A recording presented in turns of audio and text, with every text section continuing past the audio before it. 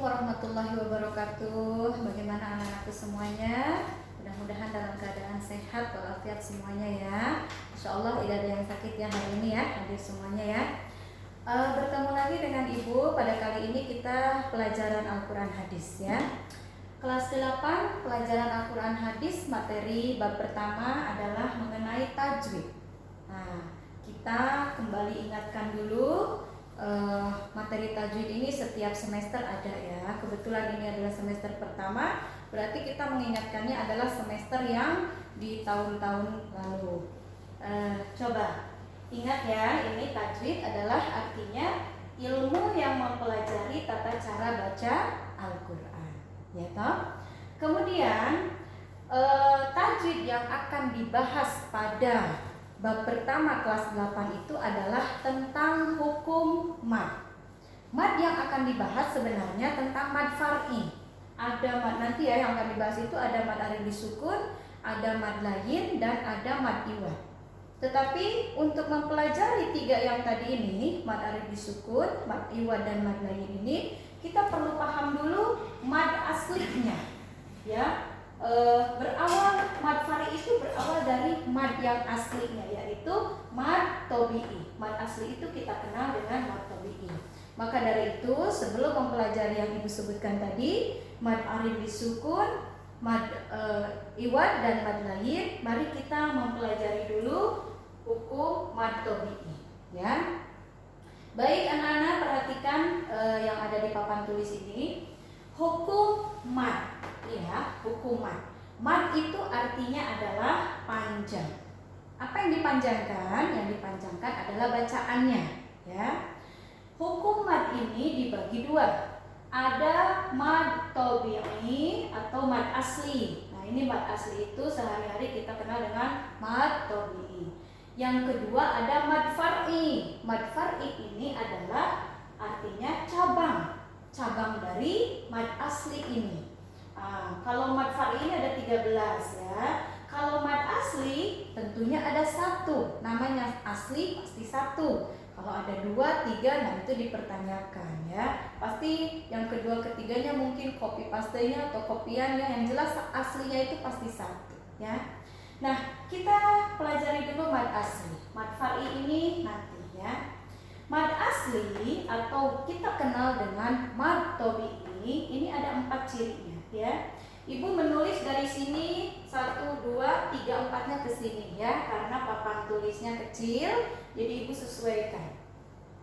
Ciri pertama mad tobi'i adalah setiap ada huruf hijaiyah, Ibu kasih simbol titik-titik di sini.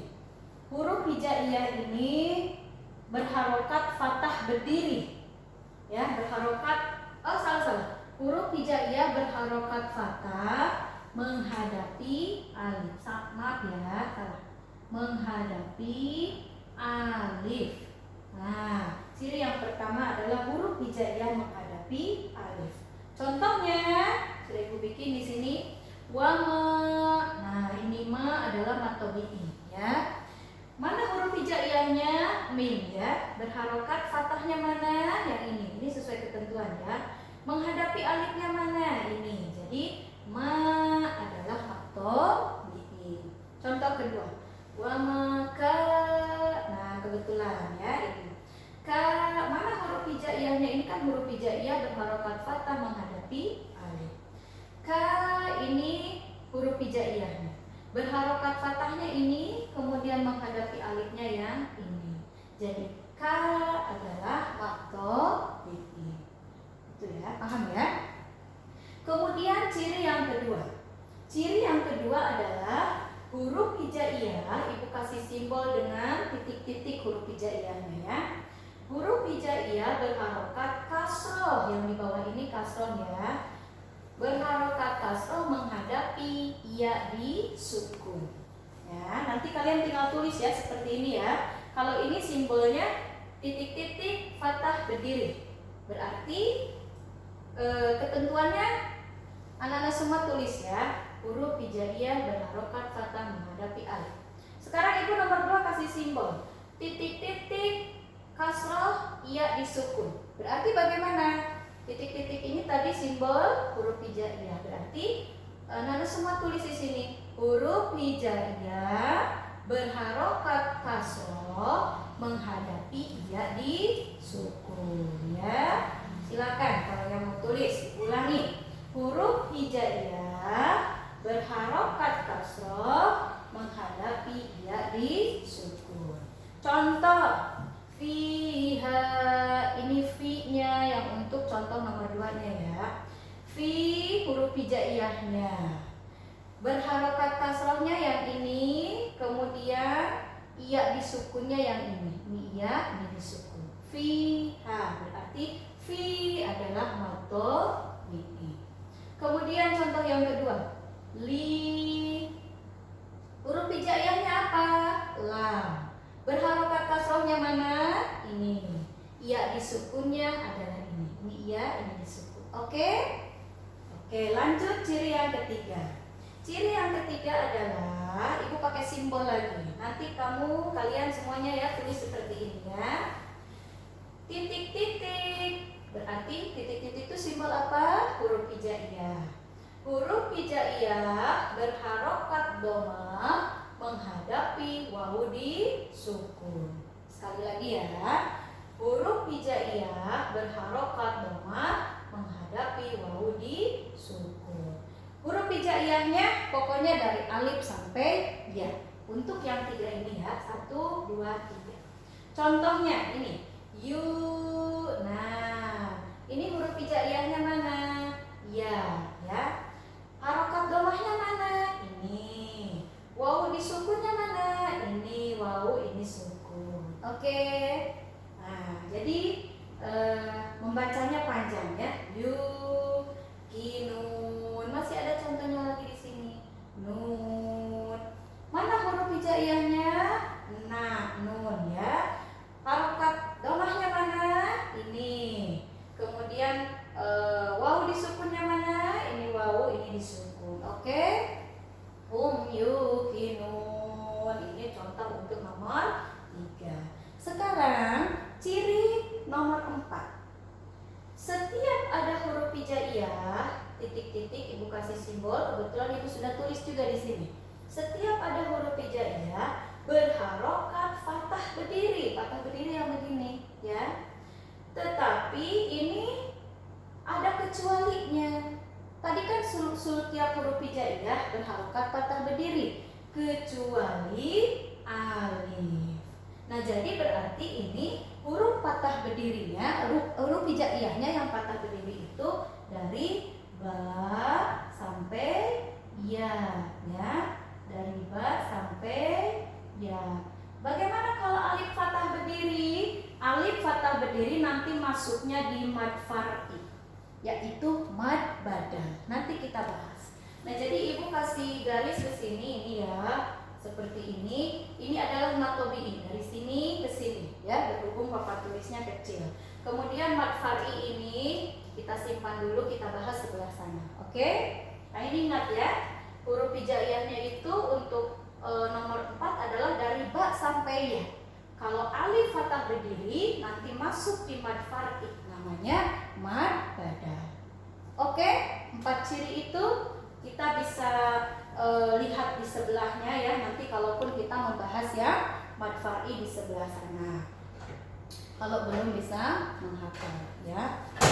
Kemudian mari kita membahas tentang mad far'i. Ini tadi kan mad asli ya. Sekarang mad far'i.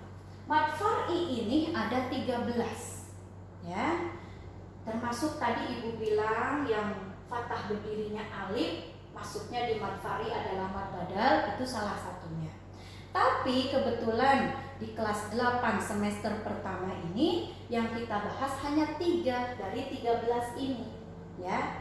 Yang pertama adalah mad arid lisukun, sebentar kita bahas. Yang kedua mad lain, dan yang ketiga adalah mad iwad.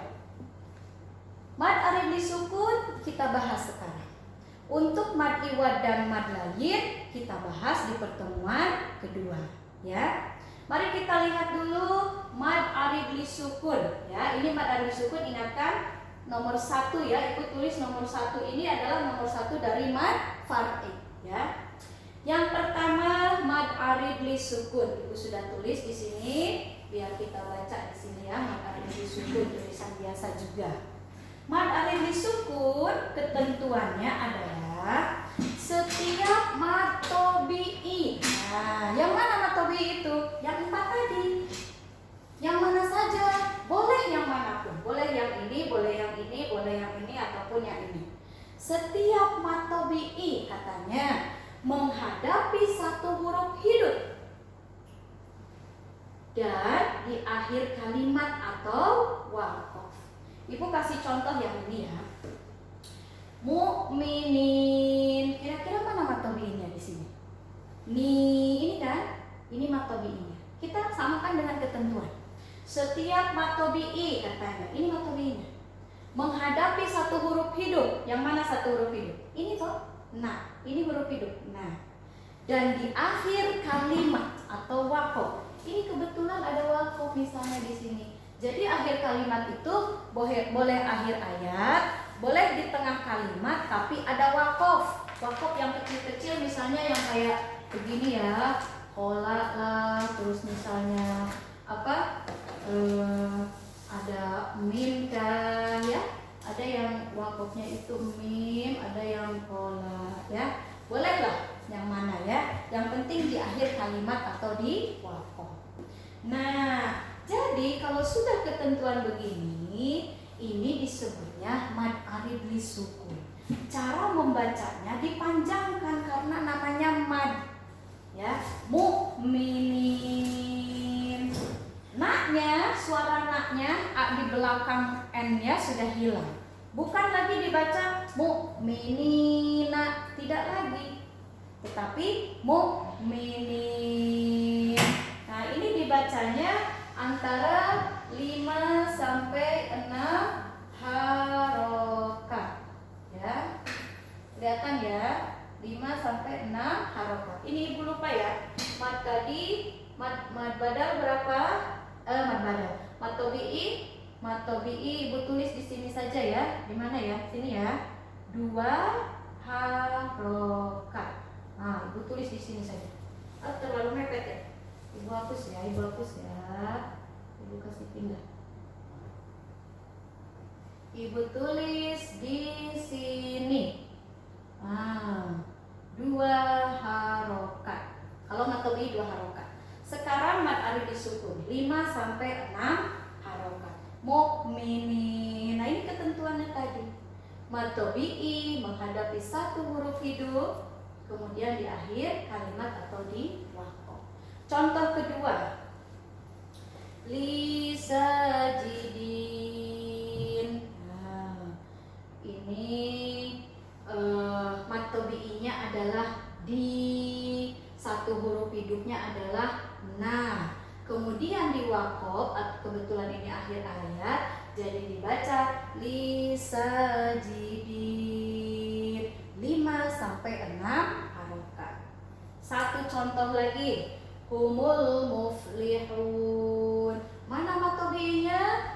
Hun. Ini kan contoh yang ini kan? Ya toh? Hun. Satu huruf hidupnya ini waqafnya. Jadi ini termasuk mad arid li sukun. Seandainya tidak di akhir kalimat, misal ini tidak di akhir kalimat, bagaimana Bu Guru? Bolehkah tidak? Ya tidak boleh. Kalau di tengah kalimat ya tidak di akhir kalimat, berarti ini masuknya ke mad tobi'i. Ini kan mukminina ini nih. Nah, ini contohnya. Masuk di sini. Mukminina wa muslimat misalnya, mukminina wal mukminat misal. Ini ada sambungannya. Ini tidak jadi mad arid li sukunnya. Jadi mad tetapi bukan mad arid li sukun. Jadinya mad tobi'i, panjangnya 2 harokat. Kalau mad arid li sukun ketentuannya harus di akhir kalimat. Sama ya dengan yang ini, dengan yang ini. Oke, sampai sini mudah-mudahan kalian paham. Insya Allah ya paham. Kalau ada pertanyaan bisa ditanya di grup chat atau di classroom. Nanti Ibu kasih tugas setelah ini seperti semester-semester sebelumnya. mencari hukum yang Ibu sudah sediakan ayatnya. Nanti kalian kasih tanda ya, kasih tanda mana yang mengandung hukum mad tabi'i dan mad sukun. Lebih jelasnya perintah dan ayat berapa di surat apa nanti Ibu share di Classroom atau di grup WA. Nah, sebelum Ibu kasih tugas, silakan anak-anak semuanya Ibu kasih waktu untuk mencatat sekitar 10 menit ya, mencatat apa yang ada di papan tulis ini. Baik anak-anakku semuanya, itulah tadi materi yang disampaikan pada hari ini mengenai mad. Madnya adalah mad tabi'i dan mad arid disukun pada pertemuan kali ini. Insya Allah kita lanjutkan pertemuan minggu depan masih mengenai mad, ada mad lain dan mad iwad ya. Tugas seperti Ibu sampaikan nanti Ibu share. Maka dengan demikian kita akhiri pertemuan kali ini dengan membaca Alhamdulillahirrabbilalamin. Assalamualaikum warahmatullahi wabarakatuh.